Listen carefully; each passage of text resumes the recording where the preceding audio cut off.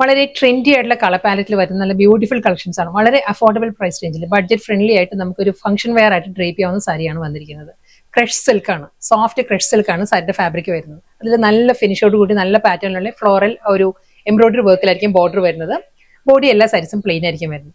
Colour palette പറയുകയാണെങ്കിൽ pastel yellow സാരിയുടെ tone വരുന്നത്. അതിലൊരു പേൾ ക്രീമിലുള്ള എംബ്രോയിഡറി വർക്കാണ് ഫുൾ ബോഡിയിലും വരുന്നത് കേട്ടോ. ക്രഷ് സിൽക്ക് ആണ്, സോഫ്റ്റ് ക്രഷ് സിൽക്ക് ആണ് സാരിയുടെ മെറ്റീരിയൽ വരുന്നത്. നല്ല കളർ പാലറ്റിലാണ് എല്ലാ സാരീസും വന്നിരിക്കുന്നത്. സെക്കൻഡ് കളർ പറയുകയാണെങ്കിൽ ബേബി പിങ്ക് ആണ് സാരിയുടെ tone. Baby pink width of white ആണ് കോമ്പിനേഷൻ. പേസ്റ്റൽ ഗ്രീൻ ആണ് നെക്സ്റ്റ് കോമ്പിനേഷൻ പറയുകയാണെങ്കിൽ. പേസ്റ്റൽ ഗ്രീൻ വിത്ത് വൈറ്റ്, സെയിം സ്റ്റൈൽ തന്നെ, ഡബിൾ സൈഡ് ബോർഡർ, മുന്താണി വിത്ത് ബ്ലൗസ്.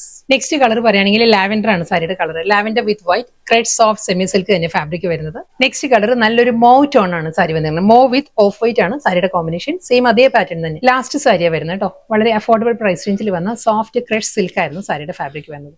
ഇത് വരുന്ന നല്ലൊരു ബ്ലൂ ആണ് സാരിയുടെ, പേസ്റ്റൽ ബ്ലൂ ആണ് സാരിയുടെ ഷെയ്ഡ് വരുന്നത്. Same style floral embroidery work വന്നിട്ട് വിത്ത് റണ്ണിംഗ് ബ്ലൗസ്.